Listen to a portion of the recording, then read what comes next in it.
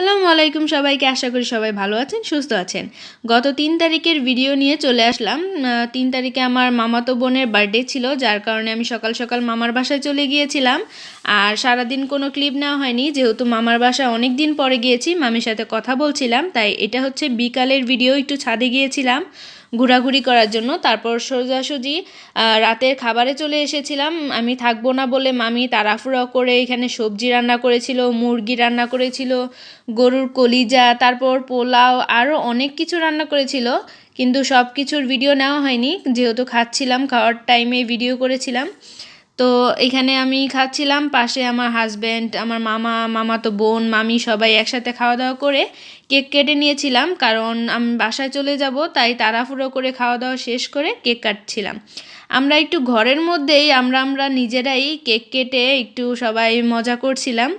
এখানে আমার 2 মামাতো বোন আর একটা বাচ্চা ছিল পাশে, ওরা 3জন মিলে কেক কাটছিল, আমাকেও ডেকেছিল, কিন্তু আমি ভিডিও করছিলাম।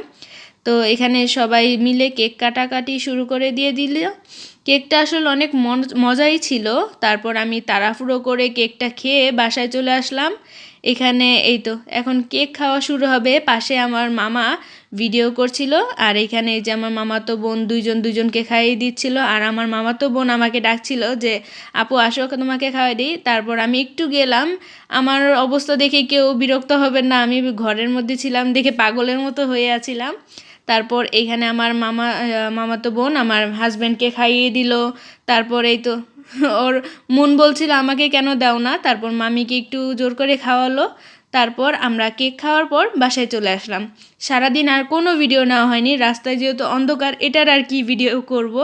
তো সবাই ভালো থাকবেন, সুস্থ থাকবেন, আমার পাশে থাকবেন। আল্লাহ হাফেজ সবাইকে।